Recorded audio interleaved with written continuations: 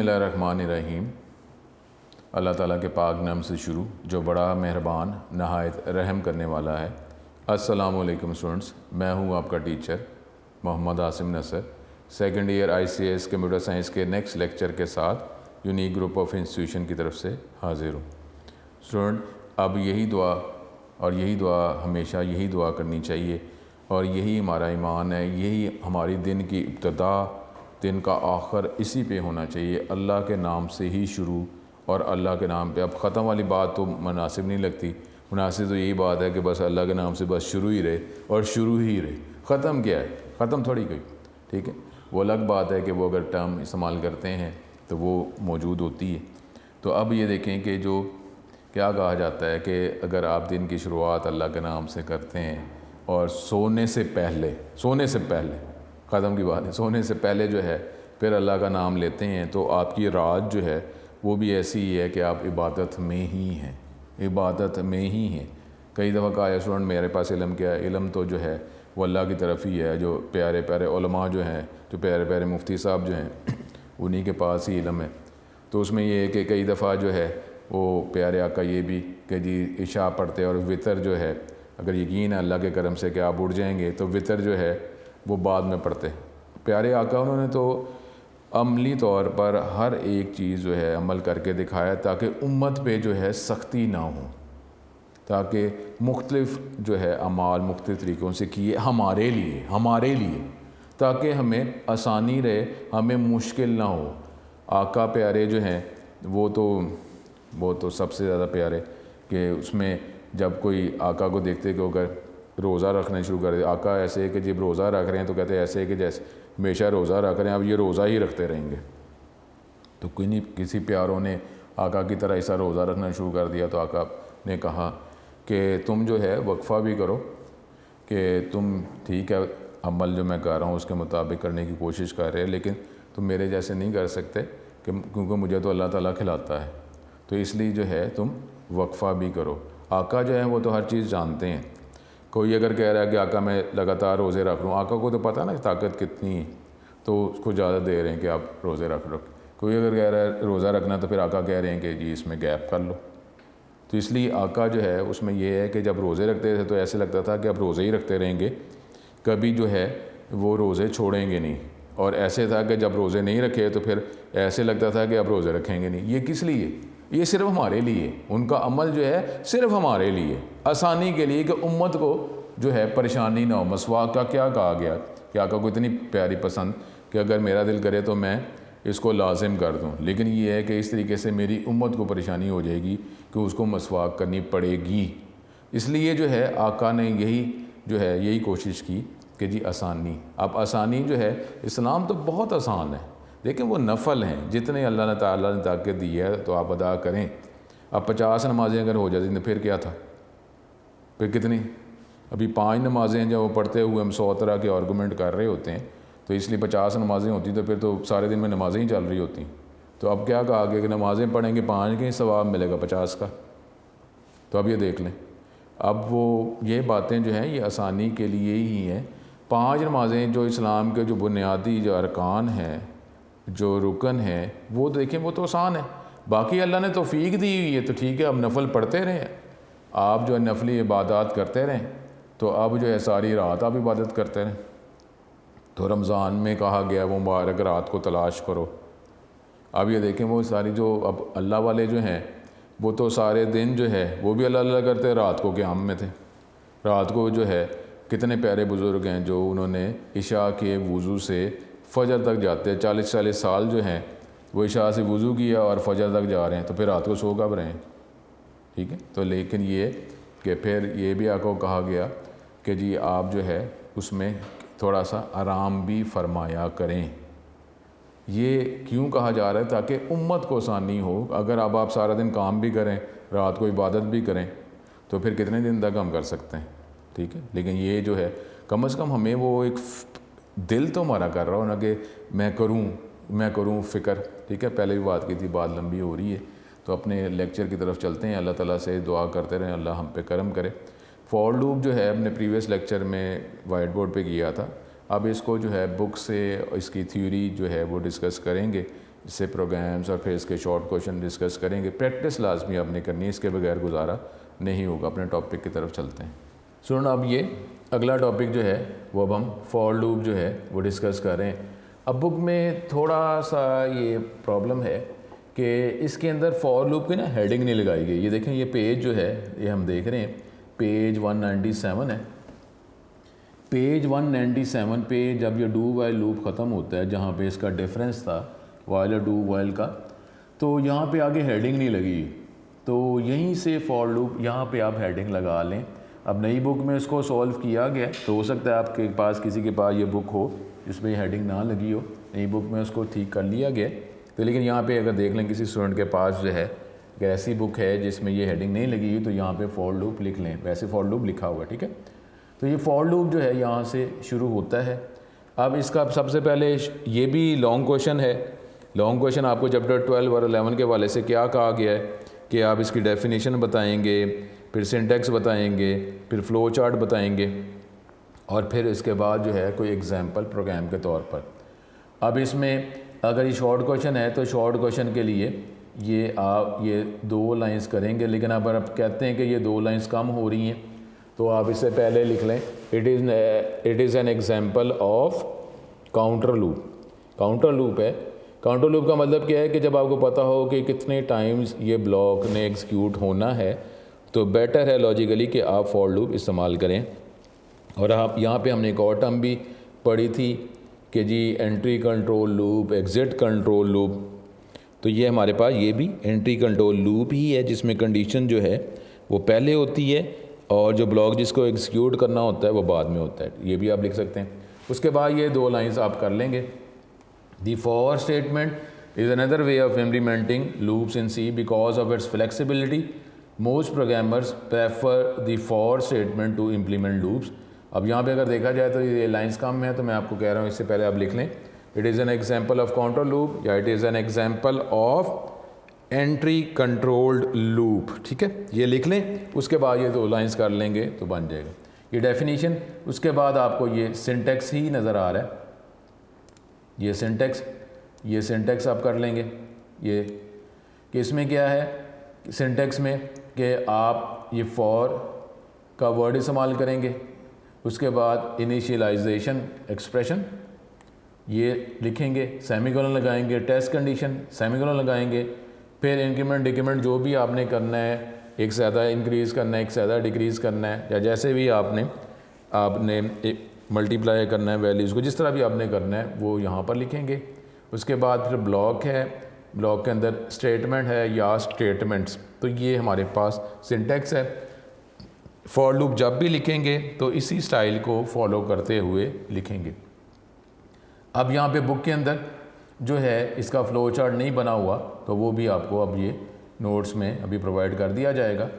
ठीक है, अब यहाँ पे तो ये 2 हिस्से हो गए ना, तीसरा हिस्सा तो आपने ये प्रोग्राम कर लेना है, ये प्रोग्राम। ठीक है, तीसरा हिस्सा जो है ये प्रोग्राम कर लेना है, और इसमें फ़्लो चार्ट नहीं बना हुआ तो अभी आपको बता दिया जाएगा। तो बुक में तो ये आप कह लेंगे 3 हिस्से मौजूद हैं।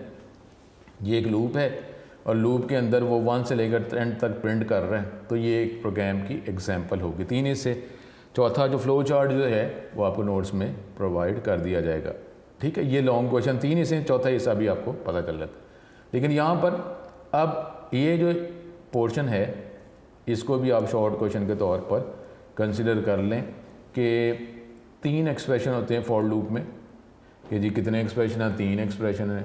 उसको क्या कहा जाता है शॉर्ट क्वेश्चन के तौर पर? पहला हिस्सा जो है initialisation of the loop control variable, फिर दूसरा टेस्ट कंडीशन, तीसरा है चेंज इंक्रीमेंट या decrement of the loop control variable. ये अलग से शॉर्ट क्वेश्चन हो जाता है। ठीक है, तो अब ये आगे आपको ये इसकी वर्किंग बता रहा है कि जी ये initialisation expression is executed only the first iteration, पहली दफ़ा होगा। उसके बाद कंडीशन को चेक किया जाएगा, कंडीशन ट्रू है तो जो ब्लॉक के अंदर बॉडी के अंदर जो स्टेटमेंट है उसको एक्सिक्यूट किया जाएगा। After execution of the loop of the body of the loop the increment decrement expression is valid. It is very important note that the initialize expression is only executed for the first iteration, पहली दफ़ा ही होगा ना। For second and next iteration the loop condition is tested If it is true, the body of the loop is executed, then the increment decrement expression is valid. After evaluation of the increment decrement expression, the test condition is checked again, and if it is true, then the body of the loop executed. This process continues as long as the loop condition is true. When this condition is found to be false, the for loop is terminated and the control transfer to the next statement following the for loop. For loop के बाद जो statement है, अगर condition false हो जाती है तो for loop के बाद अगर कोई statement या statement लिखी हुई तो उनको execute किया जाता है. Usually p increment decrement the loop control variable, ज़्यादातर हम जो loop control variable है वो variable जो loop को control कर रहा है उसको हम इंक्रीमेंट डिक्रीमेंट एक्सप्रेशन में ही लिखते हैं. ठीक है, तो ये हमारे पास ये इसकी एग्जांपल है. ये आपके जस्ट आपको समझाने के लिए, जिस तरह मैंने आपको ये प्रीवियस लेक्चर में ये बताया भी था आपको कि 3 एक्सप्रेशंस हैं. ये अलग से जो है ये अब आपके अंडरस्टैंडिंग नॉलेज के लिए है.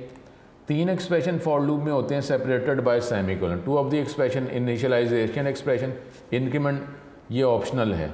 ये ऑप्शनल है, आप लिखें चाहे ना लिखें, इसको ओमिट किया जा सकता है. इसलिए अगर आप इसको नहीं लिखते तो फॉर लूप ऐसे बन जाएगा जो मैंने आपको ये प्रीवियस लेक्चर में करके भी बताया.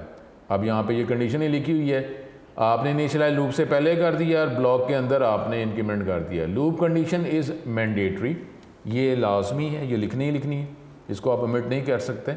इन this case we must have to initialize the loop control variable outside the for statement, पहले कर दें और इसको आप इंक्रीमेंट डिक्रीमेंट कर देंगे लूप की बॉडी के अंदर.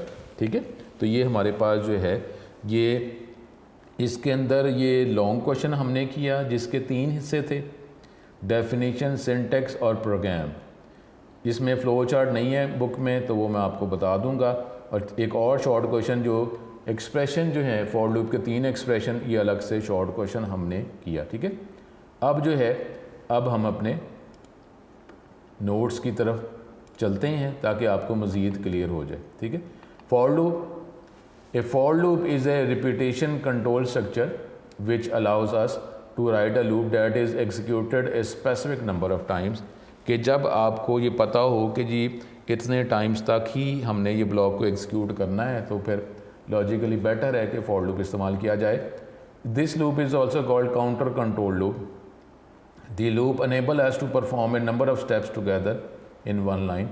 इसमें आप जो स्टेप्स जो हैं एक ही लाइन पे लिख देते हैं. It is the most flexible loop, इसलिए ज़्यादातर प्रोग्रामर जो है इस लूप को इस्तेमाल करते हैं. सिंटैक्स उसी तरीके से इनिशियलाइजेशन एक्सप्रेशन, टेक्स्ट एक्सप्रेशन और अपडेट एक्सप्रेशन, चाहे इंक्रीमेंट कर रहे हैं डिक्रीमेंट कर रहे हैं.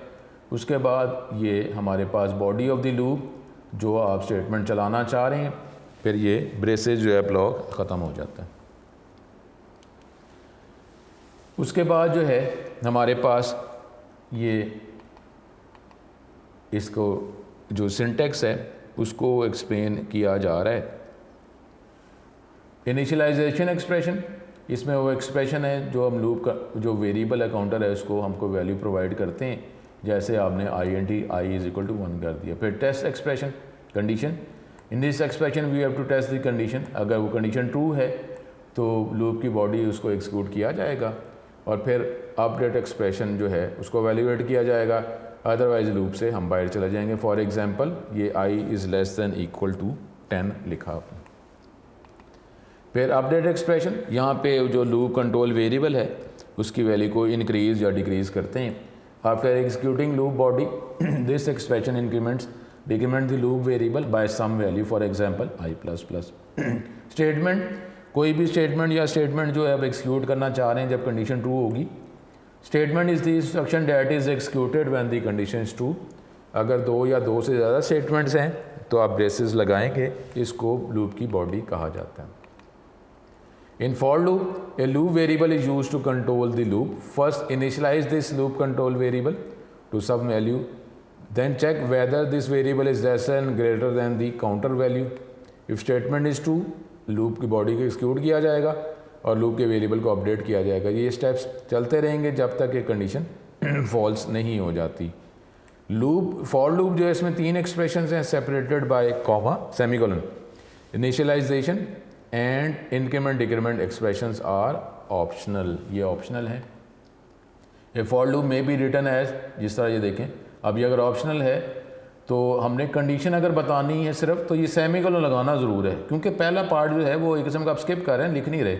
सेमीकोलन नहीं लगाएंगे तो ये इसको समझेगा पहली चीज़, पहला पार्ट, तो ये तो हम कंडीशन लिख रहे हैं, इसलिए सेमीकोलन लगाना है।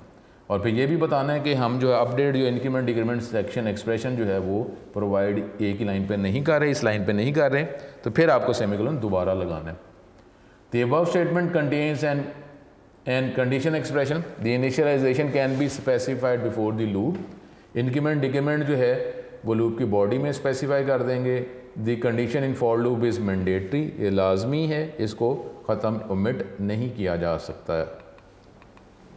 अब working of for loop, number of iteration depend on the initialization condition and increment decrement part. The initialization part is executed only once. आप जो वेरिएबल को इनिशियलाइज करेंगे वो सिर्फ एक ही दफ़ा होगा, when the control enters the loop. After initialization condition को चेक किया जाएगा, अगर ये ट्रू है तो कंट्रोल लूप की बॉडी में चला जाएगा और इसके अंदर जितनी भी स्टेटमेंट्स हैं उसको एग्जीक्यूट किया जाएगा। उसके बाद then the increment decrement part is executed that changes the value of counter variable. The control again moves to the condition part, condition part पे कंट्रोल आ जाएगा और ये प्रोसेस कंटिन्यू रहेगा जब तक कंडीशन ट्रू है।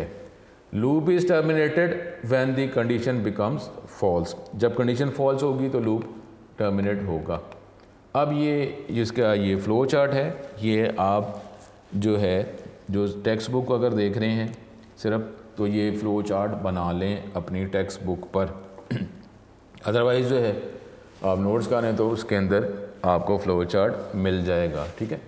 तो ये फ़्लो चार्ट मुख्तलिफ़ फ़्लो चार्ट्स हैं, जिस तरीके से कोई भी काम प्रोग्राम जो आपको कोई असाइनमेंट से मिलती है तो एक से ज़्यादा स्टेटमेंट की मदद से मुख्तलिफ़ लॉजिक से उसको लिखा जा सकता है। इस तरीके से फ़्लो चार्ट जो है ये भी मुख्तलिफ़ तरीक़ों से वो लॉजिक को इम्प्लीमेंट करते हुए बनाया जा सकता है। स्टार्ट स्टॉप है, इनिशियलाइजेशन कंडीशन ट्रू है तो लूप के अंदर जितना भी कोड है उसको एक्सिक्यूट किया जाएगा, फिर अपडेट किया जाएगा, जो भी लूप कंट्रोल वेरिएबल है कंडीशन को चेक किया जाएगा और ये प्रोसेस चलता रहेगा जब तक कि कंडीशन ट्रू है। कंडीशन फॉल्स है तो लूप टर्मिनेट हो जाएगा। उसके बाद जो लूप के बाद जो एग्जीक्यूटेबल स्टेटमेंट्स हैं उनको एग्जीक्यूट किया जाएगा। उसके बाद ये एग्जाम्पल 1 से लेकर 5 तक प्रिंट किया जा रहा है फॉर लूप की मदद से, तो ये देख लें कि ये अब ये यहाँ पे हमारे पास 4 चीज़ें पूरी हो गई, डेफिनेशन, सिंटैक्स, फ्लो चार्ट और प्रोग्राम। आउटपुट जो है वो ज़रूरी नहीं होती। ये NO का वेरिएबल उसको इनिशियलाइज़ किया 1 से लेस दैन इक्वल टू 5, ये अब इसको प्रिंट करवा रहे हैं, अगर एक लाइन पे वैल्यूज़ आ रही हैं उसके बाद आप जो है अपडेट पोर्शन के अंदर वेरिएबल की वैल्यू को बढ़ा रहे हैं, गेट CH और ये हमारे पास, ठीक है। तो ये यहाँ पे भी अगर कोई एग्जांपल्स के अंदर वो तो सिर्फ ये इसको स्लाइड्स को मैनेज करने के लिए किया जा रहा है, अदरवाइज़ आपको यही कहा हुआ है कि आप जब भी प्रोग्राम बनाएं तो लाजमी क्योंकि ये इस तरह जब आप हैबिट आप कर लेंगे ना, इसका फ़ायदा पता क्या होगा कि आगे जब प्रैक्टिकल आपने देने हैं तो ऑटोमेटिकली आपको कुछ भी अगर कोई मिस भी हो रहा है तो कम से कम ये तो हमने लिखा ही होगा। जिस तरह वो इंग्लिश के अंदर लेटर में नहीं कहा जाता कि ऊपर स्टार्ट में ये लिखेंगे फिर एंड ऐसे करेंगे, उसके अंदर फिर जो आपको कहा गया वो लिखेंगे। तो अगर वो अंदर जो मैटर जो वो नहीं भी लिखते तो अगर आप उस स्ट्रक्चर को फॉलो करते हैं तो फिर भी आपको लेटर में एप्लीकेशन में मार्क्स मिल जाते हैं ना। तो इसी तरीके से ये जो बेसिक स्ट्रक्चर में आपको कहा जा रहा है, तो वो जो चैप्टर 8 के अंदर बेसिक स्ट्रक्चर था उसमें चीज़ें कुछ नहीं थी, लेकिन ये आपको मैं यही कह रहा हूँ कि कोई भी प्रोग्राम हो, ये इंक्लूड STDI कौन ही हो, वॉइड मेन या आगे पेरेंथेसिस में वर्ड लिखना है या नहीं लिखना इसको छोड़ सकते हैं आप, ब्रेसेस लगाएं, क्लियर स्किन लिखना है, गेट CH लिखना है और क्लोजिंग ब्रेस लिखना है। ये तो जो भी प्रोग्राम बनाएं इसमें ये लिखना ही लिखना है आपने। उसके बाद जो है फिर आप देखेंगे क्या काम करने को कहा गया है, उसके हिसाब से फिर आप वेरिएबल्स बनाएं, टाइप आप उसकी मेंशन करें, फिर अगर वैल्यू कांस्टेंट देनी है या यूज़र से गेट करनी है तो स्कैनफ इस्तेमाल करेंगे। इफ़ कंडीशन है या कोई लूप्स हैं, अगर लूप्स कहा गया एग्जैक्टली वही लूप इस्तेमाल करेंगे। अगर लूप है तो उसको इनिशियलाइज़ करना है, फिर कंडीशन बतानी है, फिर आपने इंक्रीमेंट डिक्रीमेंट जो करना है एग्जीक्यूट करना है, किधर करना है, कैसे करना है, और जो काम करने को कहा गया है उस काम को पूरा करने के लिए क्या लॉजिक इस्तेमाल आप कर सकते हैं। इस तरीके से ये नहीं कहना, कभी भी ये नहीं करना आपने कि जी ये एक ऐसा प्रोग्राम मुझे पता नहीं था, मैंने लिखा ही नहीं। बिल्कुल नहीं करना आपने। स्ट्रक्चर जो है वो तो लिखे ना। वेरिएबल बनाना आता है, उसकी वाली कांस्टेंट जाकर यूज़र से गेट की जा रही है, तो वेरिएबल बनाना है। किस टाइप का वेरिएबल बनाना है? ये इंटीजर टाइप का, फ्लोट टाइप का ज़हन में रख लें, करैक्टर टाइप का ज़हन में रख लें, ठीक है। तो ये 3 मेन रख लें ज़हन में, इस तरह ये आप लिख दें। और उसके बाद जो है, अब आप इफ़ कंडीशन है तो इफ़ आपको लिखना, कंडीशन ये इफ़ तो लिखना आता है ना, फिर ब्रेसेस लगाने आते हैं। अगर एल्स है तो एल्स तो लिखना आता है लफ्ज़। बाकी जो है लूप है तो लूप का एक वेरिएबल लूप कैसे लिखते हैं वो लिखना आता है। बाकी ये छोड़ना नहीं है कि जी मुझे आता नहीं था, मैंने आता नहीं था तो मैंने कुछ भी नहीं किया, ऐसा नहीं करना। प्रैक्टिस करते रहें तो इंशाल्लाह ताला किसी भी तरह का प्रॉब्लम नहीं होगा। अब ये इसकी एक्सप्लेनेशन है। In the above example the variable N O, इसको इनिशियलाइज किया गया 1 से। टर्मिनेशन कंडीशन लगा दी N O less then equal to 5, it means that the loop will continue while the value of counter is less than और equal to 5। ये loop continue रहेगा, ये स्टेटमेंट एग्जीक्यूट होती रहेंगी जब तक 5 एन ओ की वैल्यू 5 या 5 से कम है। लूप टर्मिनेट हो जाएगा जब काउंटर या एन ओ की वैल्यू जो है 5 से ग्रेटर होगी। तीसरा पार्ट जो है वो इसको इंक्रीमेंट किया जा रहा है, N O plus 5 indicate that the value of N O will be incremented by 1 after each execution of the loop. Loop को, ब्लॉक को जब एग्जीक्यूट करते हैं उसके बाद उसकी वैल्यू में 1 इंक्रीज़ किया जाता है। उसके बाद अब आगे ये हमारे पास ये एग्जांपल्स हैं, लेकिन अब जो है हम इसको देख लेते हैं ये अपने टूल की मदद से कि अगर हम ये लूप, क्योंकि ये हमने नहीं पढ़ा नहीं हुआ इसलिए जो है पहले हम इसको चला के भी देखते हैं। अगर आप ये फॉर लूप इस्तेमाल करते हैं तो ये यहाँ पे देख लें, ये है, इसको हम देखते हैं, ठीक है। ये हमारे पास ये हमने इस्तेमाल किया ये कि ये हमने प्रोग्राम लिखा, इसमें वेरिएबल बनाया, बनाने के बाद उसको 1 से इनिशियलाइज़ किया, less then equal to 5 N O plus plus. और आप एक ही लाइन पे अगर प्रिंट करना चाह रहे हैं, एक से ज़्यादा लाइन से प्रिंट करना चाह रहे हैं तो ये आपने लिखा। इस प्रोग्राम को जब आप चलाएंगे तो ये देखें ये 1 से लेकर 5 तक आपको प्रिंट कर देगा। उसके बाद अगर आप प्रिंट करना चाह रहे हैं मैसेज तो ठीक है, वो भी आप कर सकते हैं। तो आप ये साथ साथ मैसेज भी अगर करना चाह रहे हैं तो ये देख लें, मैसेज भी आप साथ साथ प्रिंट करें। यूनिक ग्रुप ऑफ इंस्टीट्यूशंस ये आपने कर लिया, साथ जो है वो वैल्यूज़ भी आती जा रही हैं, ठीक है। तो ये आप पे डिपेंड करता है कि आपने ये वैल्यू प्रिंट करनी है, मैसेज प्रिंट करना है, ठीक है। तो किसी तरीके से भी आप लिख सकते हैं। इसके बाद आप लिखना चाहें इसके बाद आप लिख दें।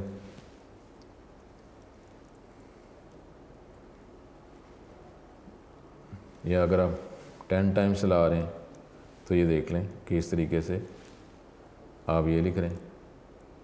एक ही लाइन पे अगर बैक स्लैश एन नहीं लगाते, अब ये तो छोटे छोटे मसले अब हमारे हल हो चुके हैं ना।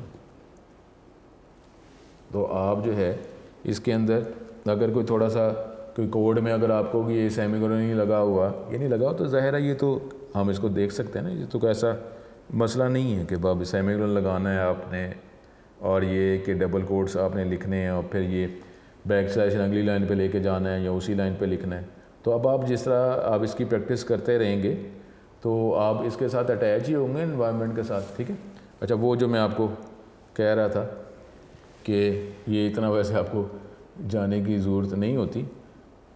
एनवायरनमेंट में एडिटर में जाकर ये देखें, यहाँ पे एनवायरनमेंट एडिटर में ये लिखा हुआ है डिफ़ॉल्ट एक्सटेंशन सी, ठीक है। तो यहाँ पर ये जब भी हम चलाते हैं तो .c एक्सटेंशन होती है।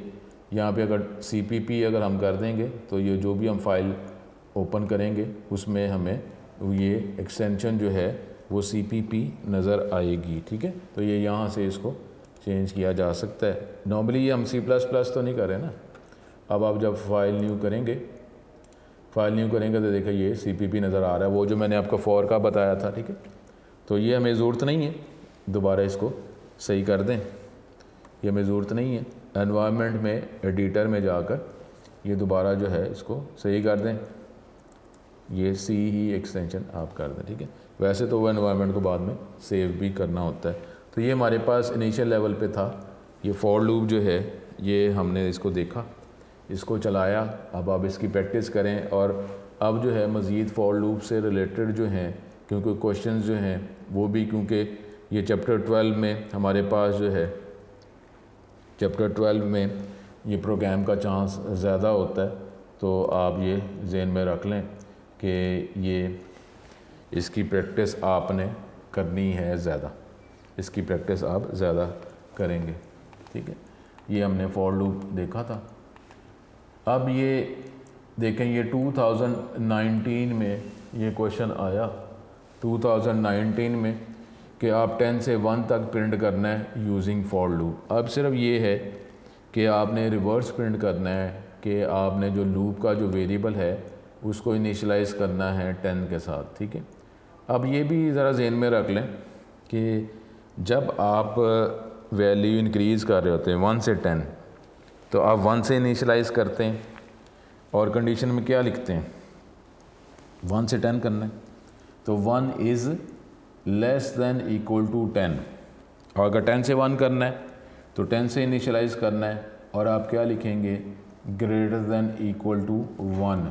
तो ये ज़रा ज़हन में रख लेना है आपने। अदरवाइज़ अगर आप कंडीशन सही नहीं लगाएंगे तो ग्रेटर दैन की जगह लेस दैन कर दिया, लेस दैन की जगह ग्रेटर दैन कर दिया, तो ये इन्फिनिट हो जाएगा। यहाँ पे अगर हम चलाते हैं 10 से 1 प्रिंट करना है फॉर लूप की मदद से, तो ये देख लें आपने ये स्ट्रक्चर बनाया वर्ड में वेरिएबल एक n, फिर n इज इक्वल 10, तो देखें यहाँ पे n is greater than equal to 1। Condition true करनी ना। जब अब 10 से आप शुरू कर रहे हैं ना तो वैल्यू डिक्रीज़ करते जा रहे हैं, तो ग्रेटर दैन इक्वल टू 1, तो ये 10 से 1 तक चलेगा। जब इसकी वैल्यू ना तो 1 से बड़ी होगी ना बराबर होगी, 1 से स्मॉलर हो जाएगी, तो कंडीशन फॉल्स हो जाएगी, लूप रुक जाएगा। और फिर प्रिंट करने को कहा गया है, तो एक लाइन पे प्रिंट करना है या मल्टीपल लाइंस पे प्रिंट करना है, तो आप ये %d में बैच लाइन लगाना है या नहीं लगाना है, क्योंकि यहाँ कुछ ऐसा कहा नहीं गया। तो आप n वेरिएबल को प्रिंट करेंगे, उसके बाद ये गेट ch कर देंगे। ये इस तरह ब्रेसेस, क्योंकि एक ही लाइन है फॉर लूप के अंदर, एक ही लाइन हमें ज़रूरत है, तो हमने ब्रेसेस ब्लॉक नहीं लगा रहे। तो इस तरीके से ये इतना सा प्रोग्राम आपने लिखना है और आपके 8 मार्क्स आ गए। अब आप ये ज़हन में रखना, देखें कि इतना कोई हमारे लिए कोई डिफ़िकल्ट तो नहीं ना हुआ। 2019 में आया, सिंपल आसान प्रोग्राम है। मेरा ख्याल है कि 2019 के हवाले से तो ये आसान ही प्रोग्राम था। तो मेरा ख्याल है कि हर एक ने इसको अटैम्प्ट कर ही लिया होगा कि 10 से 1 तक प्रिंट करना है। ईजी क्वेश्चन आ गया। अब प्रैक्टिकल्स में थोड़ा सा वो कोशिश करता है कि थोड़ा सा मज़ीद तरह लॉजिक जो है उसका कुछ बेहतर हो, लेकिन यहाँ पे प्रोग्राम जो है नॉर्मली इतने मुश्किल होते नहीं हैं। तो अब आपको जो एग्जांपल्स बताई जा रही हैं वो प्रैक्टिस करते रहेंगे, तो इंशाल्लाह ताला ये लॉन्ग क्वेश्चन भी आप अटैम्प्ट कर लेंगे। लेकिन इसके लिए यही है कि प्रैक्टिस करें, ये नहीं कि इस तरीके से स्लाइड्स की मदद से ही करते जाएँ, ऐसा नहीं होगा, ऐसे कवर नहीं हो सकता। अब पहले 10 नंबर एंटर करें और इसकी एवरेज। अब एवरेज के लिए क्या करना पड़ेगा हमें, एवरेज के लिए इसको ऐड करना पड़ेगा ना, नंबर को ऐड करते जाएंगे और फिर जो है लूप के बाद आप उसको 10 से सपोज़ डिवाइड कर देंगे तो एवरेज निकल आएगी।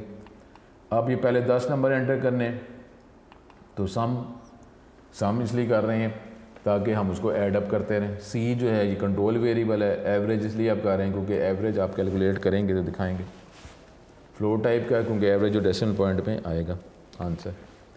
ये वेरिएबल आपने बना ली, सम के वेरिएबल में 0 से इनिशियलाइज़ किया क्योंकि आपने इसको ऐड करना है। जब आपने ऐड करना है तो वैल्यू 0 रखते हैं, मल्टीप्लाई करना होता है तो वैल्यू 1 से इनिशियलाइज़ किया जाता है। ये c is equal to 1, c is less than equal to 10, c++, ठीक है। यहाँ पे ये सेमीकोलन लगाएंगे। फिर जो है आप जो है इसको प्रिंट करा रहे हैं और इस c के वेरिएबल की वैल्यू को सम में आप ऐड अप करते जा रहे हैं। जब ये लूप ख़त्म हो जाएगा तो जो आपने ऐड किया होगा उसको आप 10 से डिवाइड कर देंगे। लेकिन यहाँ पे ये ज़हन में आपने रखना है कि 10.0 लिखना है। 10 लिखना है तो इंटीजर डिवीजन हो जाएगी, वो फ्लोट में ठीक है बाद में कन्वर्ट करेगा, क्योंकि एवरेज जो है फ्लोट टाइप का है, लेकिन ये आपने डिवाइड जो है 10 से नहीं करना, 10.0 से करना है। जिस तरह वो 5/2 की बात थी तो 2 आंसर आता है, 2.5 नहीं आता, तो आपको 0.0 लगाएंगे। ठीक है, तो ये इसको ज़रा ज़हन में आपने रखना है। उसके बाद आप इसको प्रिंट कर देंगे। ABG वेरिएबल के अंदर एवरेज कैलकुलेट हो चुकी है। 0.2F इसलिए लिखा है ताकि आप डॉट के बाद, डेसिमल के बाद जो है 2 प्लेसेस आंसर लेना चाह रहे हैं। साथ एक मैसेज दे रहे हैं फॉर्मेट स्ट्रिंग के अंदर एक स्ट्रिंग के एवरेज, और ये कॉलम नज़र आएगा, फिर ये एवरेज की वैल्यू नज़र आएगी, और 2 डेसिमल प्लेसेस पे तक आपको आंसर वो दिखाएगा। अदरवाइज़ अगर आप ये 0.2F नहीं लिखते, अगर %F लिख देते हैं तो क्या करता है, 6 प्लेसेस तक आंसर देता है। ठीक है ना, आपको ये पता है। तो ये प्रोग्राम आप इसको चलाएं और ये एग्जीक्यूट आप इसको करें। ठीक है, सेमीकोलन जो आपको चाहिए, सेमीकोलन आपने लगाना है। उसके बाद आगे अगला प्रोग्राम हमारे पास, ये सारे प्रोग्राम्स की प्रैक्टिस हम करेंगे भी, देखेंगे भी, आपको चला के मैं दिखाता भी हूँ कि अब ये ऑड नंबर जो हैं इनको आपने प्रिंट करना है, इसका सम प्रिंट करना है। तो print the sum of odd numbers between 1 and 100। तो ये हमारे पास यही है ऑड नंबर्स। तो इसके लिए क्या होगा कि लूप जो है वो कहाँ से हम चलाएंगे, 1 से चलाएंगे। ये C काउंटर वेरिएबल है, ये सम, क्योंकि आपने ऐड करते रहना है, और सम में आप 0 स्टोर करवाएंगे। तो ये 1 से लेकर आप लेस दैन 100 का मतलब 99 ही होगा ना। तो C = C+2, इसका मतलब क्या होगा कि इसकी वैल्यू जो है उसमें आप 2 इंक्रीज़ करते जा रहे हैं। फिर सम = सम प्लस C, क्योंकि सम को ही प्रिंट कराना है, वेरिएबल की वैल्यू को प्रिंट कराने को नहीं कहा गया, तो सिर्फ हम ऐड ही करते जा रहे हैं। C की पहले 1 है, फिर 3 होगी, 5 होगी, लेस दैन 100 का मतलब है 99 तक। इसके आप वैल्यूज़ को आप ऐड करते जा रहे हैं। लूप जब ख़त्म हो जाएगा तो आप ये सम के वेरिएबल को प्रिंट करवा देंगे। साथ एक बेटर है कि एक मैसेज भी साथ प्रिंट कर दिया कि सम = आपको नज़र आ जाए, सम की वैल्यू को प्रिंट कर देंगे। तो ये 1 से लेकर 99 तक, 100 तक जो है, जो भी ऑड नंबर्स हैं उसको वो ऐड करके दिखा रहा है। ठीक है, इसको आप प्रोग्राम को अभी हम चलाएंगे भी।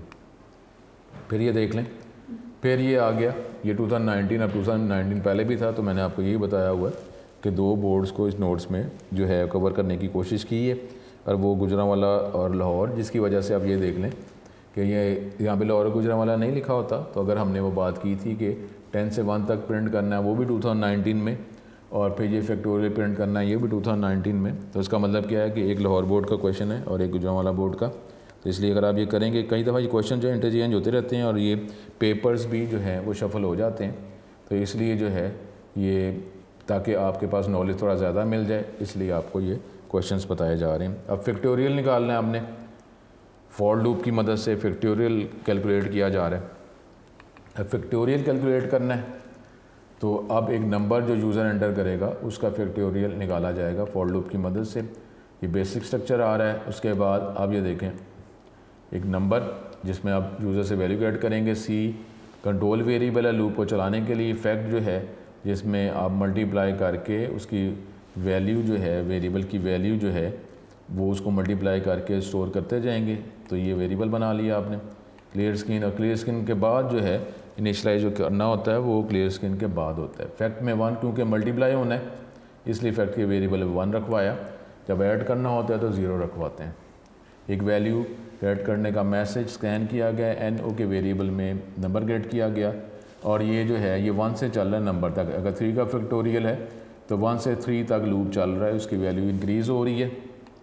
और उसके अंदर फैक्ट के वेरिएबल में इनिशियल वैल्यू 1 है, उसको C के साथ मल्टीप्लाई करके, पहले 1 है, 1 को 1 से मल्टीप्लाई किया गया, फिर इसका आंसर 1 को 2 से मल्टीप्लाई किया गया, 2 फिर 2 को आगे 3 से मल्टीप्लाई किया गया। तो इस तरीके से ये इसका आंसर जो अपडेट होता जा रहा है 6 वैल्यूज़ में आ जाएगी।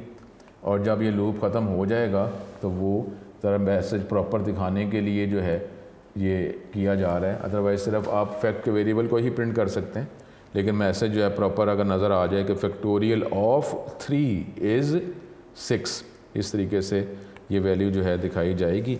तो ये फैक्टोरियल ये भी देख लें कि ये फैक्टोरियल का हो जाए, ये नंबर एक सीरीज़ में प्रिंट करना है, टेबल प्रिंट करना है, इस तरह के क्वेश्चन जो हैं वो इसी से सिमिलर जो क्वेश्चंस आ जाते हैं ऑड नंबर, इवन नंबर, कुछ सीरीज़ में जो है कुछ आउटपुट आपको डिमांड कर रहा होता है, तो ये आप करते रहें, इसकी प्रैक्टिस करते रहें, ये लाजमी जो है आपने करनी है।